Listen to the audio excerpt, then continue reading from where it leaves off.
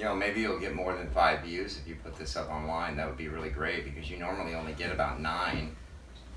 Nobody wants to look at anything you do, Susan. It's all. This doesn't get any worse. That ruling was very wrong. How could you kick somebody out of their house like that? Go eat a bag of dicks.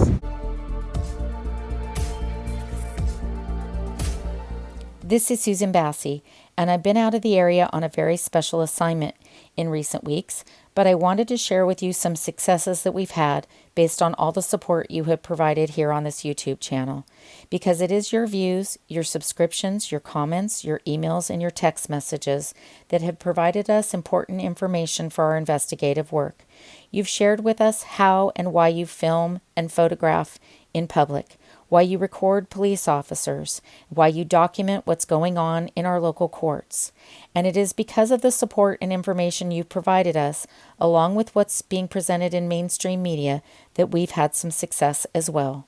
People in California need to understand, and I'm sorry to say this, but we have extreme corruption in this state with judges. And the chief was still furious, even after removing the microphone. This doesn't get any worse. He had a effing silencer. A criminal dealing drugs had a silencer. I mean, you see that in the movies. The chief challenges the judges to go out in the community to explain why they're letting felons loose with this kind of firepower. And the judges in both cases are James Stolker and James Towery. Now, the presiding judge agreed to answer our questions, but in writing late this afternoon. We sent them those questions at 4:30. We'll wait to hear back. We're live in San Jose. I'm Damian Trujillo, NBC Bay Area News. And long before NBC Bay Area News named James Towery in their Valentine's Day report on bail issues affecting our criminal courts, our team was investigating James Towery and his cases in the family court, and the connection that James Towery has to a number of law enforcement officers who are regularly assigned to the courts, as well as his connection with the Santa Clara County District Attorney's Office, where his wife was formerly employed. Now, NBC Bay Area has uncovered these financial statements from the Carrasco campaign. They show Senator Towery donated $100 to the Carrasco campaign. So did her husband, James Towery.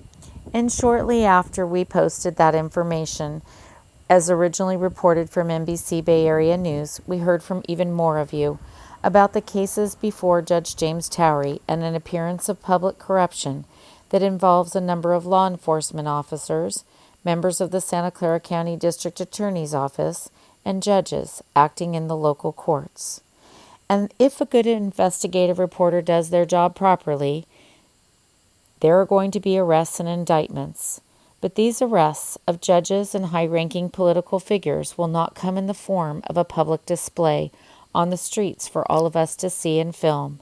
It will come in the form of grand jury indictments. And I assure you, based on our work, those indictments are imminent. Between us, we have about 200,000 subscribers on YouTube. Your words are extremely valuable to our channels. We look for people like you every day. We go out and record public officials, police, committing crimes and not answering up to these things. Yeah. And so I just want to say I am so happy that we walked in here today, so happy that we spoke to the lady that walked out, so happy to speak to you and hear your words and find out what truly is going on. And sadly, someone we once considered a First Amendment associate has been discovered to be an informant for a number of law enforcement officers and the district attorney who are the subject of our investigation. I just hope Jeff Rosen gets you out of this stuff and gets you away from all these people. There's something about.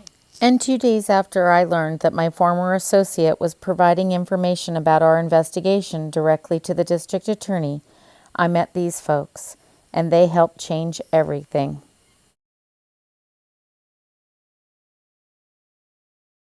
Okay, I'm in Sacramento with Pat Evans outside the Sacramento courthouse where he has sued the CJP in a taxpayer lawsuit. And I'm with San Joaquin Valley Transparency.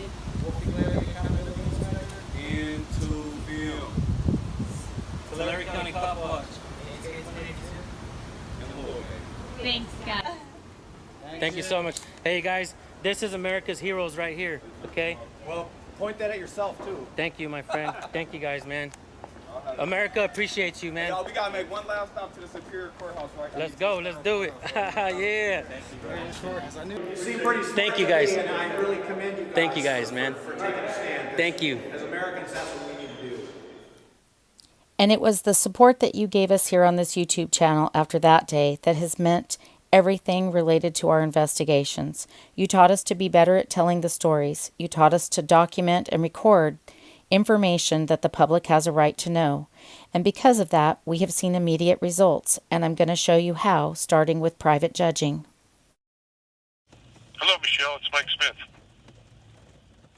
Of course, I don't see very many people because I don't get to the courthouse, but... Okay. Hello, David. Hi, Judge.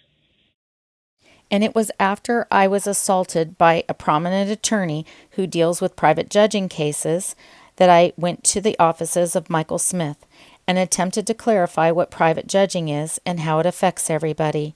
And it was your comments and your views and your subscriptions to this channel following my posting of that video that had a very direct result on Michael Smith's cases. Because when there was transparency and I attempted to hold him accountable for his private judging cases, Michael Smith immediately recused himself from one of the cases I was investigating. That means he took himself off the team.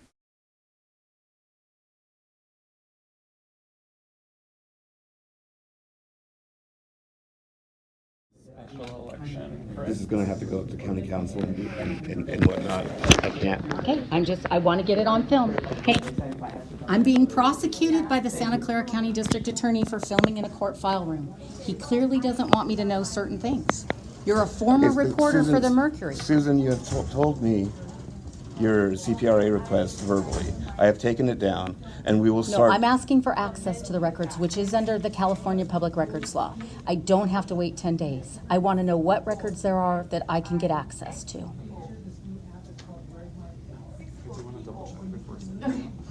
Okay. And I have your information, and I want to know Tuesday morning what I can see, what I can start going through, because there's probably a lot of records. Okay, I'll talk to you Tuesday morning. And it was because of your support that I had the courage to record public officials who were not following the law when it came to my public records requests. I also then posted this online on my YouTube channel on a Friday of a holiday weekend. And when I returned to get the records on Tuesday, I received a vastly different response. And I am certain it was because of your support here on this channel that we got that result.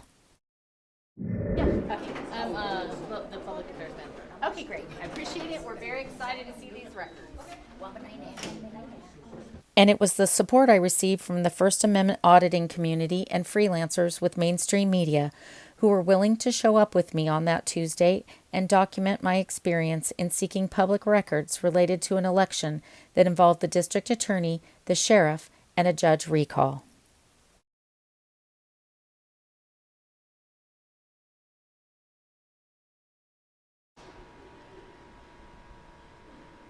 For giving us access. We're excited to see what these look like. All right. Come on in.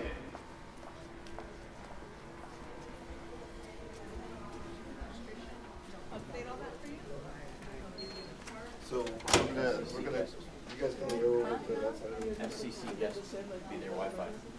He said Okay, you guys are filming, right? So that if Absolutely. I'm not getting solid film right now. I gotcha. And I was very pleased to find through your comments, your subscriptions, and your emails that you all had an interest in public records and access to records when it comes to our local elections. And clearly, you all see the importance here on this YouTube channel of why transparency and accountability in those elections is more important than ever, and why it is important to know who is nominating our public officials, and why it is important that the free press has access to information and records to address and inform the public about the operation of their local government. Who are you with? What do you mean? Who are you with? Who are you with? Who are you? I'm with the District Attorney's Office. I'm Sean Webby. Nice to meet you. No, thank you. Journalist. Because it's weird. I was a journalist for 25 years. I believe in freedom of speech. I do. Awesome. Thank you. All right. Have a great day. Good stuff. Thank you. And it was after I posted a video related to a First Amendment case in San Jose's 6th District Court of Appeal that your comments and your views resulted in the people involved in that case immediately removing a Facebook page that they had used to torment and harass a father who had lost his daughter to suicide back in 2012. I'm sorry, I didn't hear your badge number. Do you mind giving it to me? I'm assuming he's a witness to that conversation. What is his name and badge number? His name is Deputy Hernandez. I don't know his badge number. Deputy Hernandez, what is your badge number? Miss Bassi, you can't record in court. 2390. Thank you.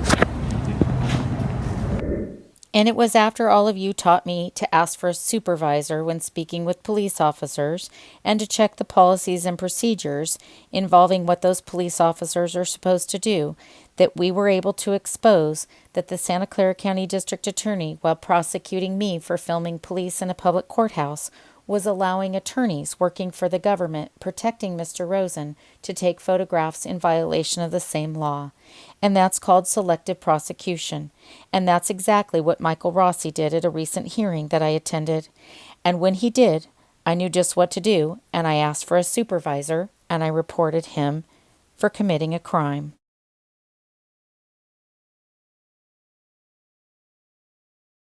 I was back there. I've been watching videos online lately. They're not the videos I made. They're the ones that Susan Bassi's been putting together online. And when you watch some of this stuff, you'd think I was pulling the strings behind everybody in this county, and there's this massive conspiracy, and I'm setting everybody up, and you know, it's disturbing to watch. And when you see that there's 10,700 subscribers on her account. Now, any of the players that are involved, none of these people even care. I mean, these are people that are more likely living in basements. They haven't gotten out very much in life. They're kind of stuck in front of a computer. And after Mr. Largent insulted all of you here on my YouTube channel, I heard from many of my neighbors and friends in Los Gatos. They reminded me that they had started their businesses in basements or garages here in Silicon Valley, in fact, right in Los Gatos, where I live. And they reminded me of the important work that they have done that assures us our First Amendment rights, including the right to be able to publish on YouTube. You sent me photographs from across the country, from Florida, showing me that you did not live in a basement, and you told me that you were surgeons who had once lived in this area, but relocated and were disgusted to find what was going on in Silicon Valley. And so we will continue to persist in our work.